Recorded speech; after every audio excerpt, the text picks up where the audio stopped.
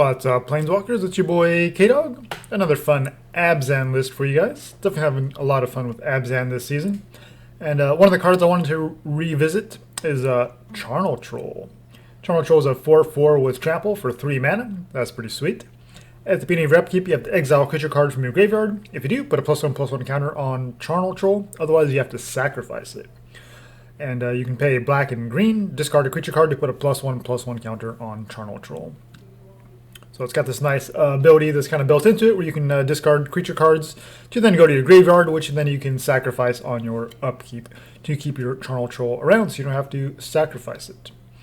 So I thought it would fit in really well with some of the mutation things since it's very similar kind of a theme. But we also need a kind of a Golgari, Glowspore Shaman and Mire Triton effect where we can fill up our own graveyard. Undergrowth.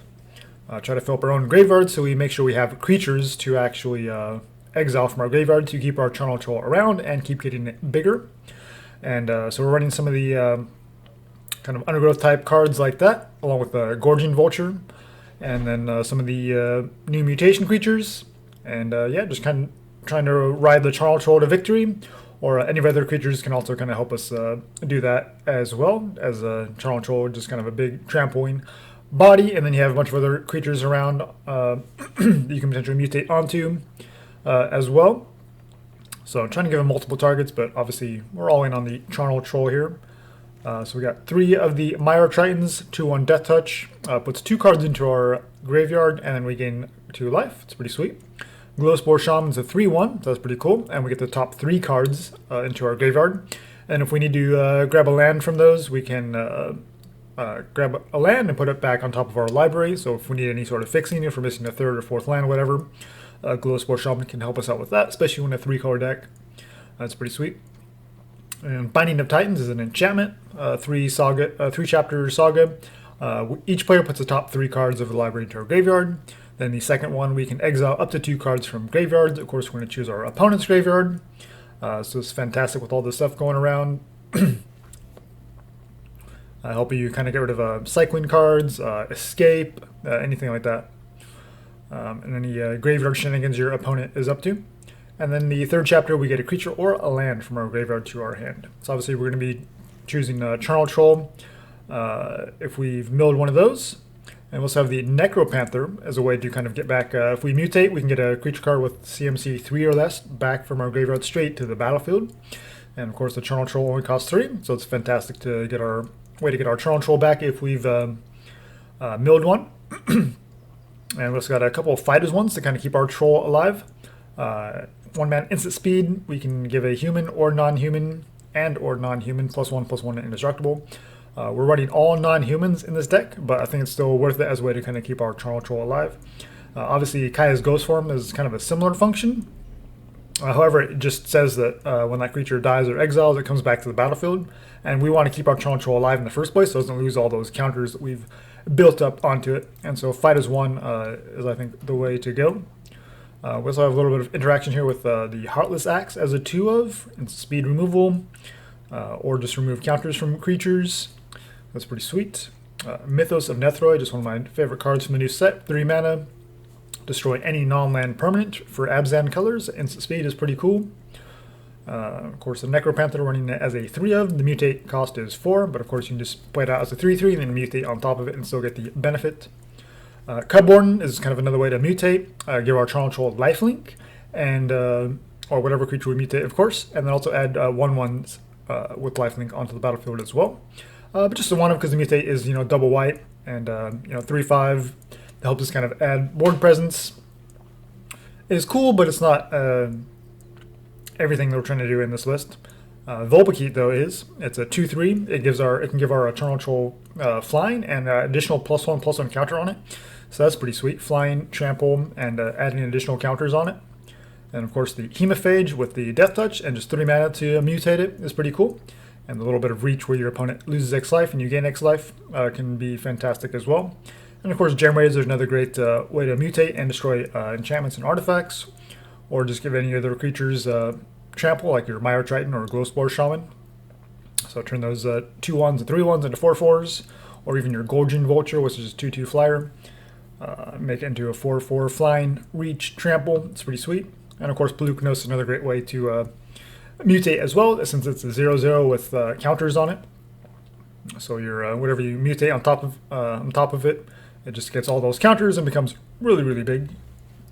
But just the one of, because of the escape mechanic, since we're exiling a lot of stuff to the Charnel Troll, we're not necessarily going to have a lot of stuff left over to escape our Polukranos. So in the situations where that matters, we're more in on the Charnel Troll.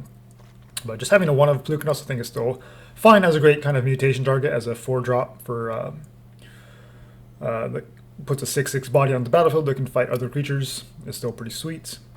And so for the mana base, a couple of plains, Castle Locthwain, of course, for the card draw in the mid to late game. 3 swamps, since we're mostly black based, and 2 forests, and then all the shocklands, and then we're going to go ahead and run all 4 of the Triomes. Since we don't have any 1-drops, I think it's fine to always have a kind of a tap land, and we're not really too greedy past 4 mana, so being able to cycle this later on is perfectly fine. And so going over to the sideboard, we got one more Fight as One for those removal heavy matchups. Soul Guide Lantern for some one-sided graveyard hate.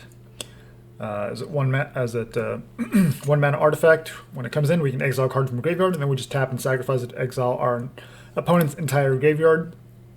This is fantastic against, obviously, Cycling, because their Zenith Flare now does 0, and things like that.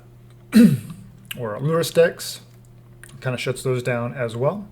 And then when Heartless Act isn't good enough, we have a couple copies of Murderous Rider for some nice hard removal.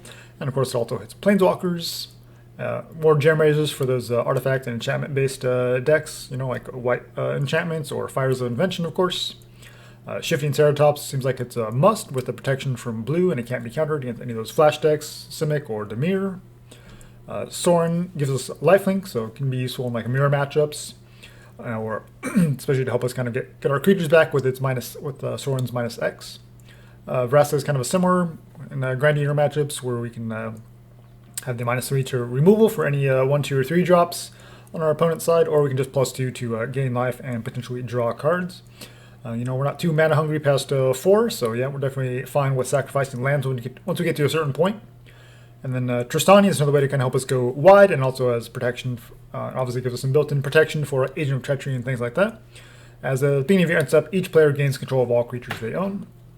And of course, just being a 1/4 that buffs up all of our other creatures and adds additional board presence with the 2 1/1s is pretty sweet. So that's basically where I'm at with the deck so far. Been playing with it a little bit, having some fun with it. So yeah, let's go ahead and jump into some best of 3, and let's see how it does.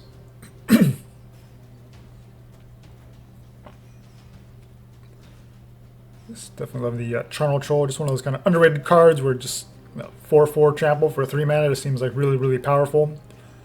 But of course, it does die to a lot of removal, so trying to keep it alive or just kill your opponent before they can get to a good spot is kind of the ideal.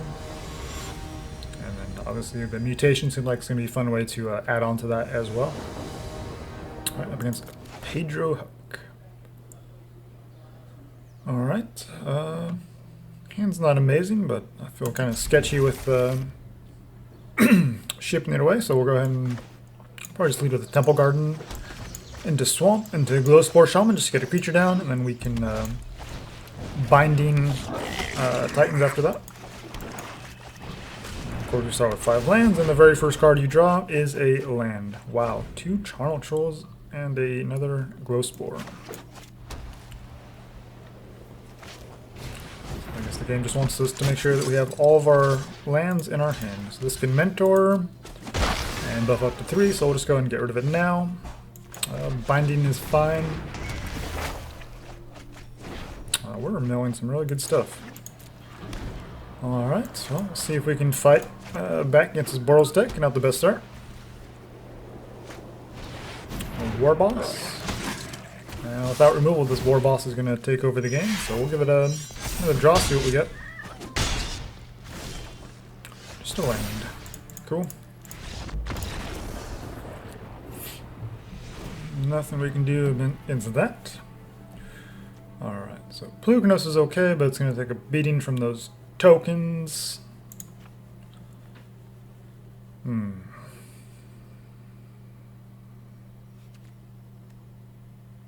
Binding might be a little slow.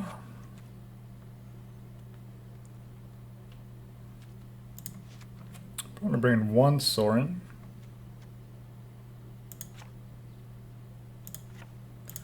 We'll bring in both Sorins. Let's see, Boros, Aggro. Tristani, if we can live to it, would be pretty cool. And maybe Vraska could be a nice little distraction. It's gonna kill most of their stuff. So we'll try. So milling 2 trolls was pretty brutal there. And of course, you draw a land, then you mill creatures, then you draw another land. Well, we don't have a way to get this Castle Locthwain and untap, so we'll do that first. And then we can do either of these next turn. And then our opponent's just curving out pretty well. I guess we'll get the Glowspore down. Do we need a land? Don't think so. It was a green maybe for the Gemrazer here, but as a otherwise, I think we'll just we got all the black and white sources we need. Okay, go for the Vulture, so we can block the Healer's Hawk now. So we did mill a Troll, this is unfortunate. Okay, so Lava Coil, make it keep attacking with their Healer's Hawk. That's fine, they're not adding to the board, so that's cool.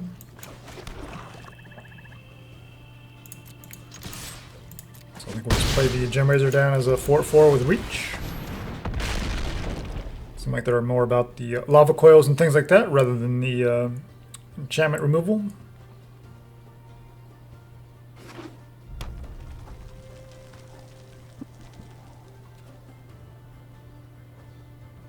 So a much slower start from our opponent.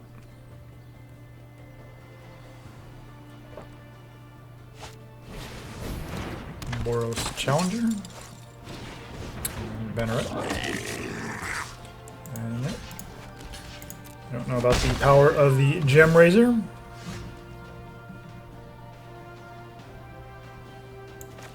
Alright, let's start with Mire Triton.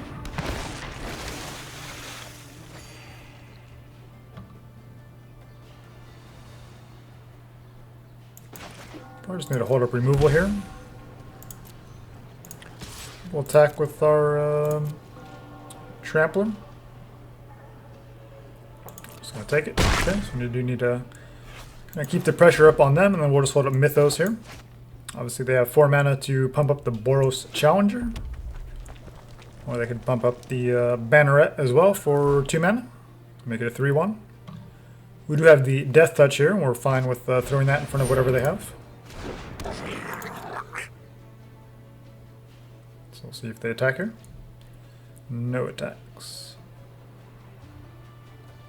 What am I the most scared of here? 3/2 represents their biggest natural body. Challenger can be pretty annoying. I don't know if that's right, but we'll kill the Challenger. So that's probably the strongest creature they have. We'll just attack all.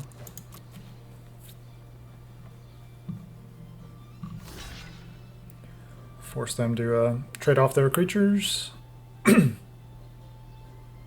obviously the style deck, we don't really care about our creatures going to the graveyard necessarily, because if and when we draw into a Charnel Troll, then it'll just have plenty of fodder. So we've milled 1, so we still have 3 in the deck. So a pretty decent chance of drawing 1. We have all these flyers. This only has flying on their turn. Okay, so they kill our 4/4. I'm going to play a 1/3 flyer, sure. And they're going to attack in for 3 at 7 life. Go ahead and mutate. Take the over. 2/3 seems better than 2/1. Yeah, just attack. They can block the 2/2, but they're taking 3, so that's fine. good attacks next turn. Fortunately, they still have cards in hand, and we are top deck mode. But obviously, a troll would be fantastic off the top. Okay, True Fire Captain, but doesn't do anything against our flyers. There's our troll. So we just attack them for 5 in the air and win. Cool. No tricks, no shocks or nothing.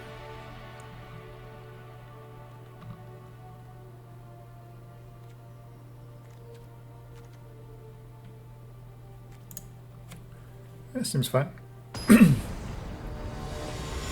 guess our opponent only knows how to turn them sideways, doesn't know how to block. Good to know. And there's our troll, finally. Of course, we don't really have anything in our graveyard yet. So we'll probably just have to lead on the Panther.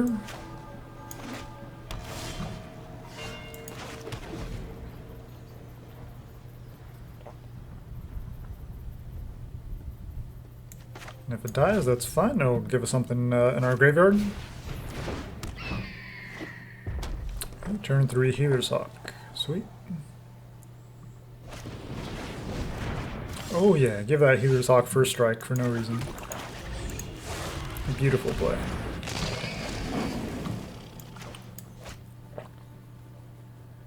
Okay, so if they go for the removal on Panther, then we've got the Charnel Troll online.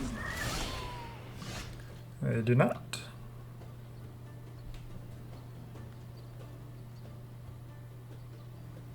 Let's attack first, and if they block, then we can Charnel Troll, because we'll have at least 1 creature in our graveyard, if these trade. Okay. Since we have 2 in our hand, there's no reason to... what are we missing? Missing green. There we go. Alright, so now we got something to exile for our troll. Of course, could just have a Lava Coil though, but we have a follow-up.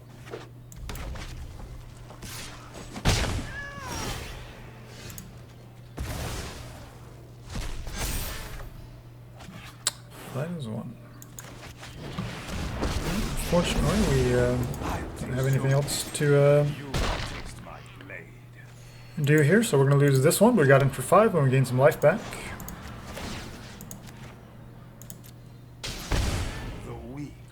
Give them a little distraction if they want to start attacking Sorin with their 1/1.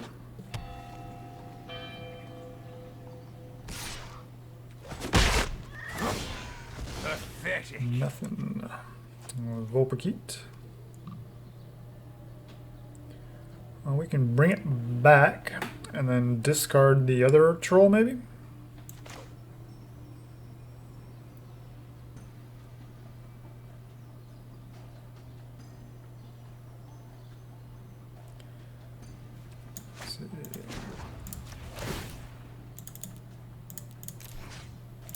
I'll go ahead and bring it back.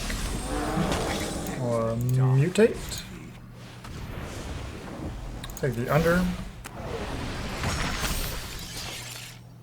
And we have mana to discard this other troll if they don't have removal for it.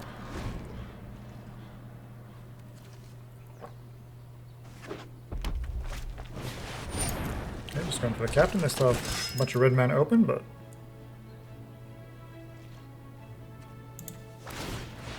no removal, we'll discard 1 just to have something in our graveyard.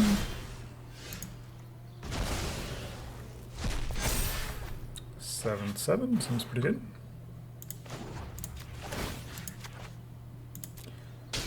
Go and ping them. Time for a drink.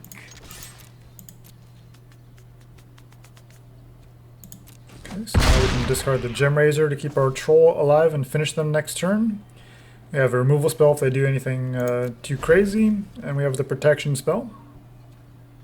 So I think we can win next turn.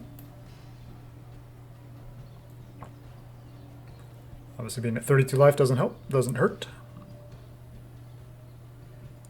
And Sorin's aren't really doing too much here at this point.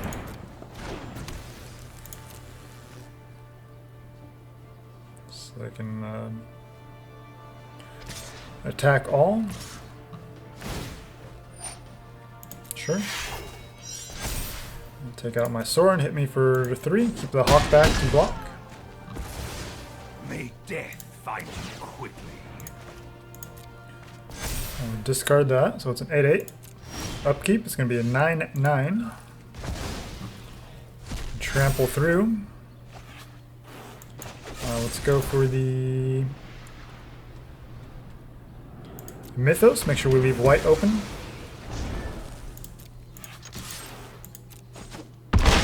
Alright, we got there. Charnel Troll, my dude, came through. And the mutations as well. So yeah, kind of a rough start there in game 1, but once we were able to kind of adjust, we got our trolls online, and that was clutch. Yeah, it's a pretty sweet deck. Definitely a big fan of the Charnel Troll, and obviously Abzan has been pretty sweet this season with all the new mutations and everything like that, and the lands, and the removal as well. So yeah, it's a pretty fun deck. I was happy to revisit it, and yeah, thanks for watching, guys. We'll see you in the next one. Take care.